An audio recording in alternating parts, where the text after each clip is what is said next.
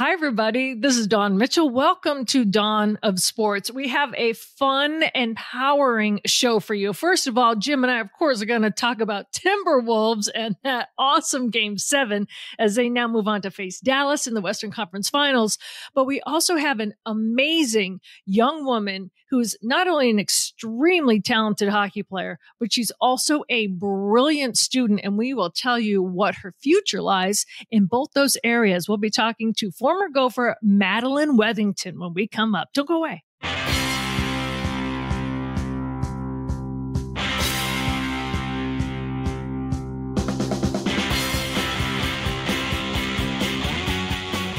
Yes, welcome back to Dawn of Sports, starring Dawn Mitchell from Fox 9. I'm Jim Souhan from the Star Tribune. Brandon Morton's our producer.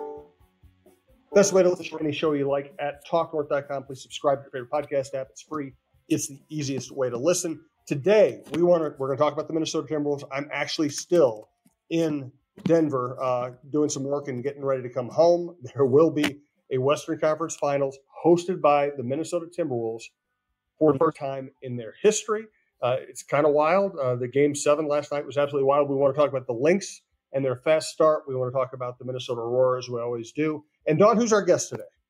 Our guest today is Madeline Wethington, former Minnesota Gopher hockey star. But let me tell you, she not only comes from hockey royalty, and I know Kevin Gorg is loving this conversation today, but also I'll talk about the very cool thing that just happened to her and what her dreams are. I think you might be talking to her as a doctor somewhere down the road. So you just never know. Fantastic. Appreciate it. Yeah. So we're getting that interview at the end. We always have all of our interviews at the end. We're going to talk a little general sports as we break into this. We do want to thank Rudy Luther, Toyota, Define Destinations, and Beta Bay Boat Club. And we're coming to you from the Aquarius Home Services Studio. Thanks to all of our sponsors. We appreciate you making this network and this show a success. So, Dawn, I'm in Denver. I've been with the Wolves for a while. I'm going to be with the Wolves as long as they go on. And it's just, it's a blast. It is awesome. I've said it before. Not all winning teams are fun to be around. Not all winning teams are, even fun to, I don't know. This is different. It's different because it's the Timberwolves. It's different because the personalities involved are great. And for them to be down 20 points against the defending champs in the defending champions arena and come back and win it, and not only win it, but win it going away, and have a bunch of Wolves fans on the bench start, drowning out the rest of the arena as the game's coming to an end.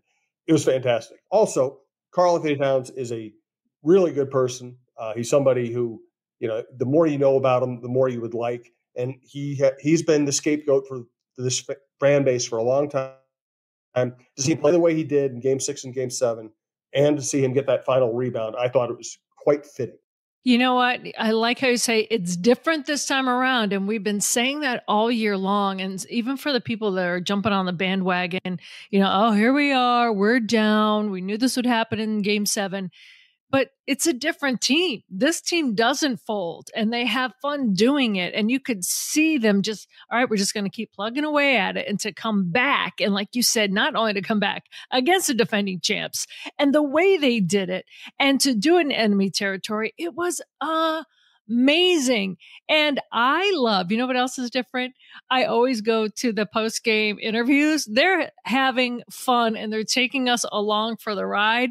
When at the end it was Ant and it was Cat, and someone asked, I don't know, something about, don't you think you have to lose more, like more significantly before you get a chance to go to the conference finals? And Cat's like, what do you mean?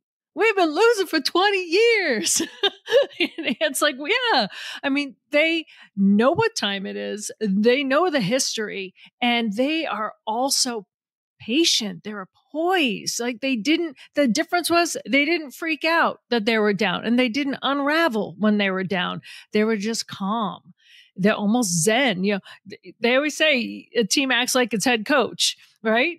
And I know he's not, I know he's not Phil, but let me tell you, when it comes to the Wolves, their head coach, Chris Finch, he is calm. And they're taking a page right out of that. And Mike Norrie's done a great job too. So I just say this team is fun, and I can't wait to see what they do this next round against Dallas. And we talked about the fan base and Minnesota sports in general last week. And here's the way I would put it. Of course, first of all, very few teams actually, an incredibly small percentage of teams actually win championships. So going one more season without a championship or two more seasons without a championship, it's a mathematical probability. It's not a curse. Right. But don't be pre-depressed about sports. Okay, if your team loses a big game, if your team loses a big game, and you want to feel bad about it, that's fine. That's part of the experience. But don't be pre-depressed. And so many Minnesota sports fans want to be depressed before they want to assume something bad's going to happen, and they set themselves up to be absolutely miserable. This team, you should not be miserable about this team. This guy's overachieved. I want to take it a next step further. I do believe in like that group think and that, not to be all like woo woo about it, but group energy. And if you are going to do a self-fulfilling prophecy, stay away from the Timberwolves. Let them just play out. They're doing their own thing. Don't be like, okay, well, they're not going to win. We've never gotten past the Western Conference Final. I can just hear it now. But I think that there is a huge amount of Wolves fans that believe and are like, you never know what's going to happen with this team. I mean, they have bounced back and they've come back and they knocked off the defending champs. I think they're a better team than Dallas. I think they could win it all now. I mean, I know the Celtics are an excellent team. I don't even know if they're going to make it to the national big, huge world champion game. I'm not saying that, but East teams are tough as well. But what I have seen on this Timberwolves team, and especially when it comes to determination and not giving up, these last few games, especially when they were down in the dumps, when they lost those 3 straight, this is the team that we have seen all year. And, they shook it off. I think their 3rd straight, it's the first time all year. I think they had, lost 3 in a row. So it was kind of new for them, but they got right back on the horse. And I'm just so excited for them. I really am. It has been a joy, even when you work to watch. And even like I was off last night, so it was fun for me. I'm like yelling at the TV. It was awesome. I can't imagine what it was like in person to hear that place, Jim, just go silent.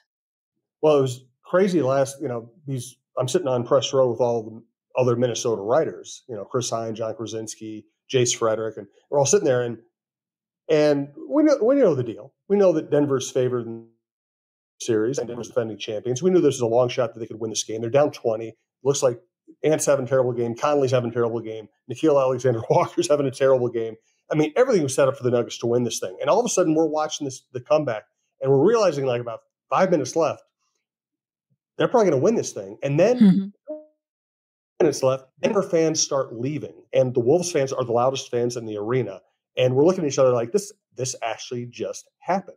Wow. It was just, what I said, it's a fun group to be around, and they're actually good people. They like each other. They pull for each other. They support each other. That's kind of why you become a sports fan, is to see that kind of interaction. And I really love Ant at the end too, where Charles Barkley was asking him, where to go for dinner. He's like, "Get your ass here." I loved that. So I know everyone's flooding now Barkley with places to go, dinner Rex. He better be here. Although he says he hasn't been there in 20 years, and a lot of people on Twitter were calling him out that, hey, you were here for the Final Four. You were here for this. You were here for that. You even said the Timberwolves sucked how many years ago? Last time you were in Minneapolis. So I think Charles Barkley's going to get an earful when he comes here. But for me, that's all part of the hype and the fun. This is the time that you want to be part of it. These are the games that you want your team to be in it and your fans to be bantering with people. Like, this is the fun part. No doubt about it. We're going to get to our guests. We're going to talk about the Lynx and the Aurora. I do want to thank our sponsors, Rudy Luther Toyota. Ready for a women-forward car dealership? Rudy Luther Toyota empowers their many women on staff in sales, management, and service. Whether you are looking for a new Toyota or pre-owned vehicle, Rudy Luther Toyota has something for everyone. Every vehicle comes with a Luther Advantage. 10 cents off fuel and car wash discounts at holiday stations, Luther Advantage warranty and 5-day return policy on pre-owned vehicles. Located just 5 minutes west of downtown Minneapolis, off 394 and General Mills Boulevard. And they're also hiring. Want to join the team but don't know where to start? Visit RudyLutherToyota.com today. And thanks to Beta Bay Boat Club. Beta Bay Boat Club offers a limited number of season-long memberships in our private club and half-day or full-day pontoon boat rentals on Lake Minnetonka. Members have the opportunity to play on luxurious pontoon boats as well as a variety of well-appointed deck boats, speedboats, and offshore boats. Our daily pontoon boats are deluxe, custom-built boats with many amenities and comfortable seating for up to 14 people. Beta Bay Boat Club, Country Club Boating, 24 years in business and voted Minnesota's best 3 years in a row. Please visit us at betabayboatclub.com for more information.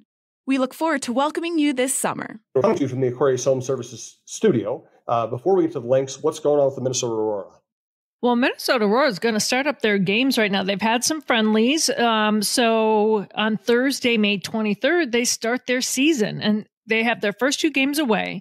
So the first one is May 23rd.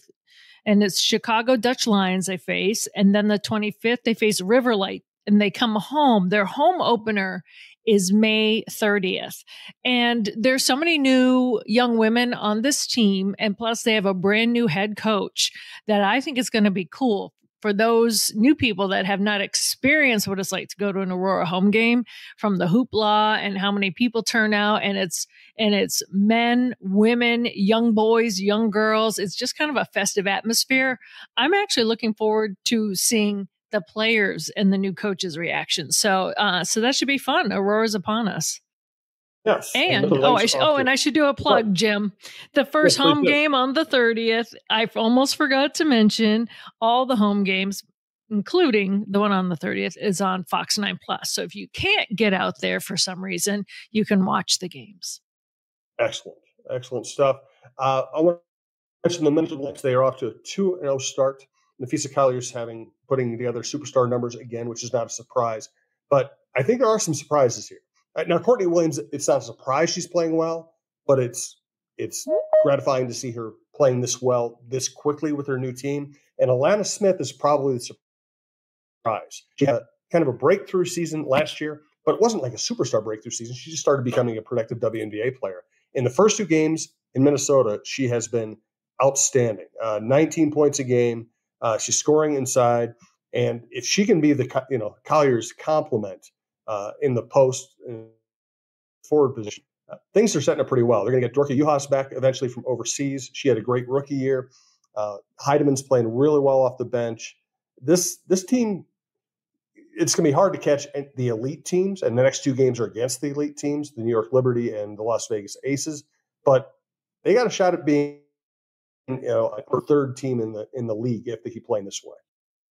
I agree too. And I'm really impressed with the chemistry of all of the aforementioned women, including Kayla McBride. So K-Mac also had 19 points. So just to not only to have 4 of them in double digits and just to be playing so well together in such a short amount of time, that really boasts how that chemistry can help them moving forward. I mean, Collier, just a beast, 29 points in the last victory. So if they can sneak a victory out of one of those huge powerhouses, especially the Aces, you just never know, Jim. Yeah, and even if they lose these 2, they'll still probably be in pretty good shape. The elite teams are so good that you're just not going to beat them very often, but they could still have a good season even if they don't win those games. Dawn, why don't you reintroduce our guest for today's show? All right. Well, coming up on the other side of this break, we have Madeline Wethington. And if you are a Gopher women's hockey fan, you know that name very well. You probably don't even realize the people she's related to on the hockey side. But I also want to feature her today because she not only has the athletics, she is a brilliant mind. And she just got a fantastic honor bestowed upon her. And that includes some cash to help her fulfill her dreams off the ice as well. So we'll be talking to Madeline Wethington. Well, as I was mentioning to Jim, I'm really excited to have our guest on, Madeline Wethington, former Gopher, and I'm telling you, you're going to hear her name going forward as well. Madeline, thanks for joining the show. I mean, I don't think you had a choice of whether you're playing hockey or not when I look at like your family tree, but I am glad you chose to play hockey for the Gophers. How are you? I'm good. Thanks so much, Dawn, for having me on. When I got the opportunity, I was definitely excited to come on the show. So thanks so much for having me. I know with my hockey background, I definitely, like you said, didn't really have a choice, but I'm definitely glad my family stuck with me and made sure that I put on skates. Well, I even learned a thing or two because I know Winnie, your aunt, and I didn't know that she was your aunt. So I've been covering you 5 years with the Gophers. So for those of you listening who don't know and you're big hockey fans, you've heard of Jack Brodt.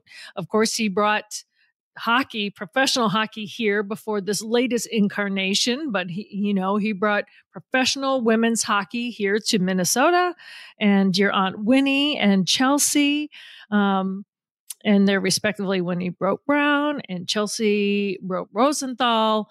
And gosh, your mom, Carrie, was a head coach at St. Cloud State. And your sister, of course, who we know very well too, Audrey, also played at the University of Minnesota, and she just graduated. You're a fifth year. She just graduated. So that's kind of cool, right? To kind of play together, go out together in a weird way, right?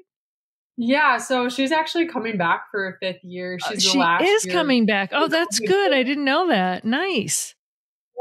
Yeah. So that's a big addition or continuation for the Gophers to have her and her experience over the past 4 years. So it'll be definitely different for the Gopher program to not have the Wethington sisters together, but I'm excited to still hopefully go to some games at Ritter next year and cheer on the Gophers and have a really familiar face to watch personally.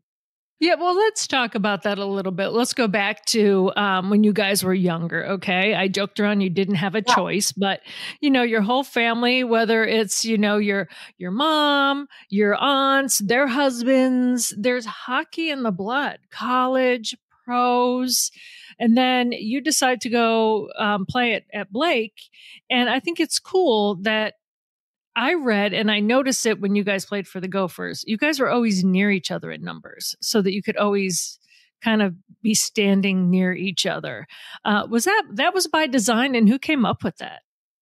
Yeah, that's a great question. Yeah, Blake, I've always been 5, and then she was 6, and then Gracie Oshtag had 6 at Minnesota and 4 was available. So I basically was like, hey, let's continue this tradition on. And so she picked number 4, and it actually worked out great because Winnie was number 5 here at Minnesota, and then Chelsea was number 4 at Minnesota. So pretty special to live through them and their numbers and to carry on that legacy here at Minnesota. And I've grown up, Audrey and I, literally since we were walking, we both put on skates, and my mom would take us to Roseville Ice Arena. We'd meet up with my grandma, and we would do skating lessons with my mom and my grandma. And on occasion, my aunts that were currently in college, they would come out as well. And so I just remember a lot of those early memories at Roseville Ice Arena open skating and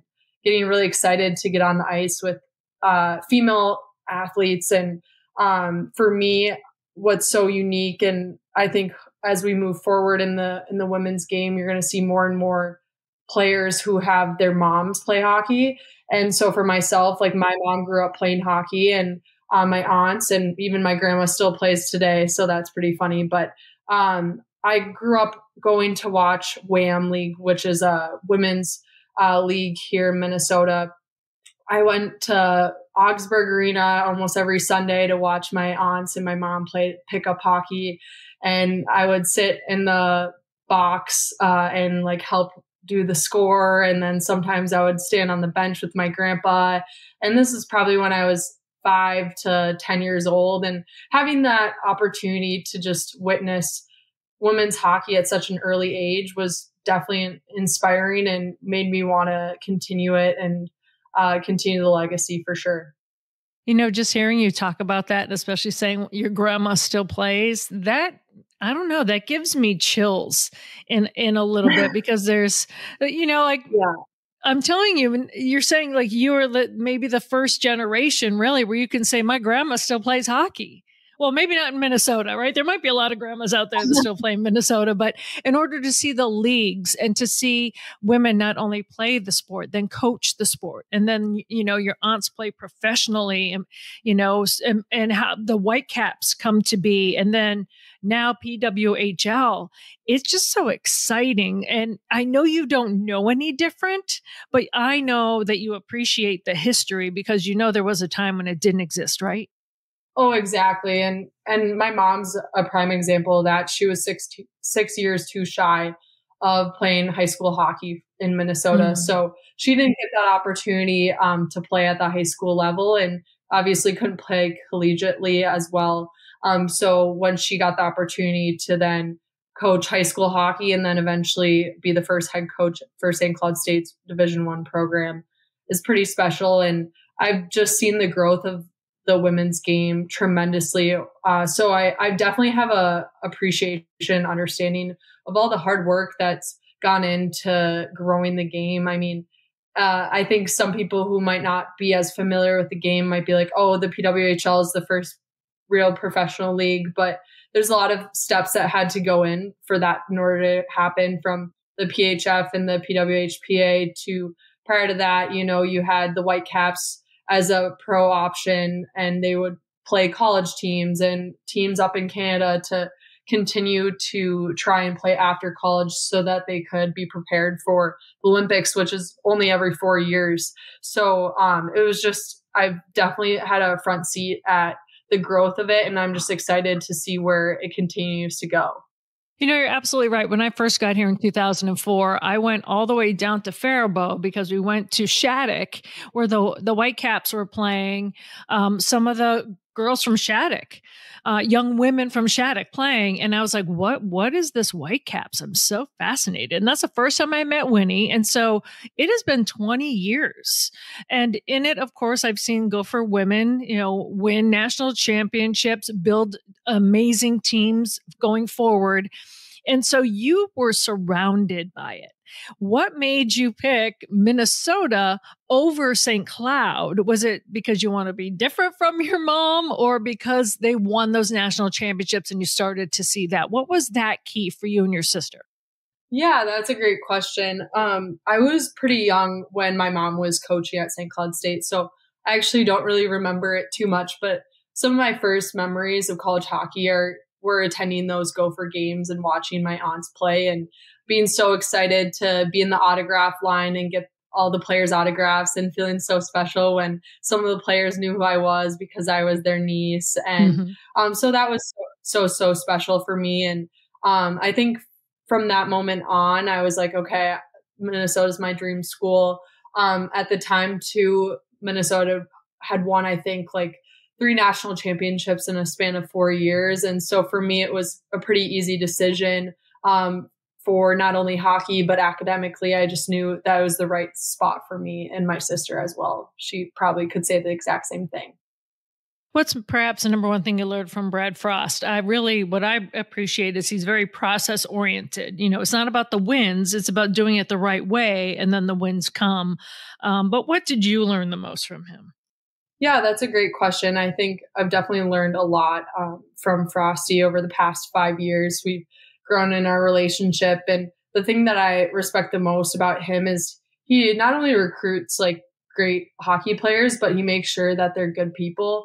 And he's really focused on developing us as people rather than just developing us as hockey players, because at the end of the day, like, hockey for all of us is going to end at some point, and we need to be ready and prepared for the next steps in our lives, whether that's in our careers or being a mom or a friend.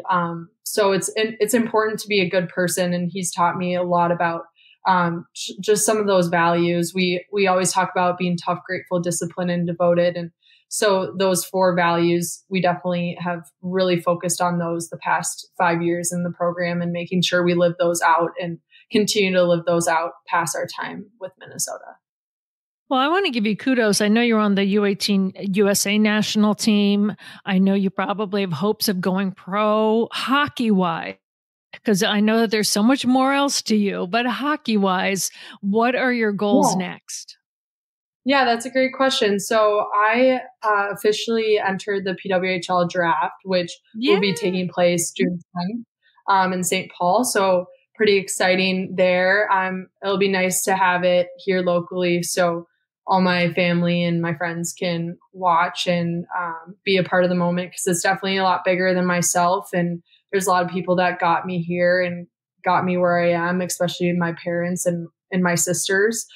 So that will be really special. I'm just excited to continue to help grow women's hockey and continue to push for more coverage, obviously within the media, as well as hopefully later on down the line, it continues to grow more and more revenue, and girls are making a really good living wage. And so I'm just excited to help grow, because I know my mom and my grandma and my grandpa and my aunts have all worked tremendously hard to continue to grow the game and leave it in a better place than when they started. And so I want to continue that legacy for them. And with the 2026 Olympics coming up too, that's coming around the corner here. So gearing up to try out for that as well. I just got chills when you said that. That's going to be so awesome. And also, I wanted to have you on the show too, because I like to promote strong women that have so much more to them. Of course, you're a talented hockey player, a great teammate, but you're also hoping to go to med school. You just recently, and I want to congratulate you on this, got a $10,000 NCAA post-grad scholarship to go to med school, and you were working at the Visible Heart Lab. Oh, just in your spare time while you're graduating, you're playing hockey, you're doing all this stuff. When you're doing some post-grad work already in a field that down the road you want to go to, but you also have hockey dreams, first of all, how does that balance out? Do you just have to like write every single moment of your day down in a journal so you don't forget, or how do you balance it? That's a great question. Yeah, I've always been really driven in school and making sure that I'm putting just as much effort into academics as I am with athletics. And that's something that my parents really instilled in me and my siblings. And so honestly, it's all I really know at this point. I'm so used to just making sure my days are super balanced. I have a very big Google Calendar that tries to monitor, like this morning I was in the lab, and then I just worked out, and then I volunteer every Monday night at Mason Children's Hospital getting clinical volunteering hours, and then I'm wrapping up my medical school applications that will be due next week, so crossing my fingers on that. But yeah, so it's just balancing and making sure I'm organized, and also just taking care of myself and just giving myself grace. And I've really enjoyed everything that I do. So it makes it a lot easier when it's something that you look forward to doing and waking up every day to do. So definitely it's not easy being a pre-med Division I athlete, but at the same time, I think I can't see it any other way. Well, congrats on the post-grad scholarship. That's awesome. Thank you. Yeah, I also received the Big Ten postgraduate scholarship. So it's about, terrific. I think, worth a total of $17,500. And I joke that med school, like every single penny matters. So trying to get as many of those scholarships as I can, so I don't have too many loans coming out of medical school. But I just am so thankful. Coming into college, I didn't expect to have a fifth year, obviously. Didn't think COVID was going to happen, but allowed me to get my master's in biological sciences. I recently graduated with that, and allowed me to do a lot of research this year in the Visible Heart Lab, and opened up doors for me to continue to do my research there over the summer. And then we'll see kind of where I end up with the draft. And they're pretty flexible. If, let's say, I end up at Minnesota, to continue doing some of that research part-time. I really enjoy the lab. It's a fantastic group of people. They're so inspiring, and it's truly like a family, honestly. I joke that it's my family outside of hockey, and outside of my actual. So it's definitely a different type of people that I'm used to, and they're fantastic and so brilliant. Well, that's what I was going to ask you. Which is a bigger relief, to have such a difference and take away the pressures of hockey, or to have hockey to take away the pressures of like med school and pre-med and all of that and all of your labs you're doing? Yeah, I would definitely say like hockey is a place where I can just, forget about all the daily assignments and tasks that I got to do. And it's something that I wouldn't be continuing to do if I didn't enjoy it. And for me, hockey's a way that I can relieve a lot of stress too. I definitely use exercise as a way to cope. And I think it's a great strategy, and one that once I'm done with hockey, I hopefully will continue on and figure out other competitive outlets to utilize. So let me ask you this. You're filling out your med school applications, right? And you're also going into the draft. How do you balance that, not knowing where you're going to be with either one? Yeah, that's a great question. So medical school applications take about a year. So I'll be finishing up my application, submitting it May 28th. And then you receive secondaries, which are essentially essays individual to each school that you're applying to. So they ask specific questions for each school. You respond to those in late June, early July timeframe. Then it's a waiting game in terms of whether or not you get interviews, and that can take between August all the way through March, and you can get decisions as early as October all the way through. Potentially, if you get off a wait list, you could hear back from a med school acceptance in June of the following year. So it's a pretty long process. And I know for next year, I'll be playing the PWHL as treating it kind of like a gap year before med school. And then let's say hockey goes super, super well, I might end up deferring a year of med school for the 2026 Olympics. And so that's kind of my plan right now. I've worked it out and made sure it all can work out. And so we're just working through it day by day. Well, I'm going to say, if you're smart enough, first of all, to be pre-med and then now doing your labs and now going to med school, you're smart enough to figure out the balance of where you want to be and what's going on. And hey, you just never know. Maybe if the hockey's going so well, I think med school is going to be full time, but I'm just putting this out there because you could be the first person to play professional hockey and still go to med school. Like say if you were here, going to med school here and you're playing for PWHL Minnesota, that will hopefully have a name. Maybe you could do both at the same time. Yeah, so it's actually pretty inspiring. Claire Thompson, she played in the 2022 Olympics. She is, I believe, finishing up her second year of med school at NYU, which is actually one of the top med schools in the entire country. She graduated from Princeton undergrad. Pretty smart lady. She is currently a reserve in the PWHL, but I believe she has entered for the draft. So somehow she's juggling it and making it work. And then my friend Abby Barine, who played for the Gophers as well, yeah. She's in pharmacy here at Minnesota. So definitely an option that I'll have to keep my eyes on and figure out how to manage and juggle it all. But a lot of pieces need to fall in place, and I'm just trying to enjoy the process and enjoy the moment and see where that takes me. Well, before I let you go, I have to ask you, I mean, PWHL Minnesota did the reverse sweep and they're in the finals, and the finals have already started. They lost the first game to Boston, but we know that doesn't mean anything, right? If they can do the reverse sweep in Toronto and win. How has that been for you to follow? You obviously must know people on the team. How is that for you to watch?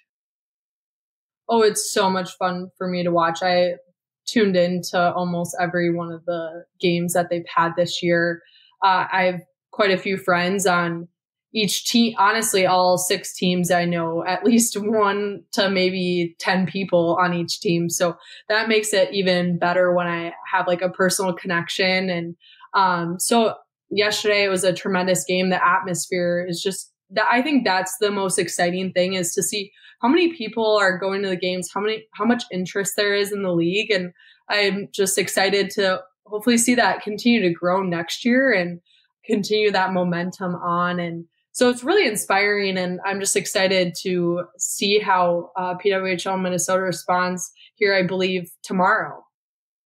Well, I am so excited that we had this conversation, and I'm so looking forward to seeing what comes of the draft, what comes of your med school applications. Like, I feel like we're just scratching the surface with you. I'm excited. You must be beyond excited. Yeah, I'm just trying to enjoy, like I said, day by day, and whatever is meant to be is meant to be. I'm a full-on believer of that. But definitely looking forward to this upcoming year. A lot of change. Obviously, I'll miss my time here with the Gophers, but excited for something new. Well, you will continue a long, prestigious line of former Gophers that have gone on to do amazing things. So thank you so much for joining us this afternoon. And I'm telling you, I'm going to keep an eye. I can't wait to see how the draft unfolds and to see what happens to you next. So thanks so much for being on the show. Yeah, thank you so much for your time and telling my story. I really appreciate it, Dawn. Yeah, I look forward to telling your part 2.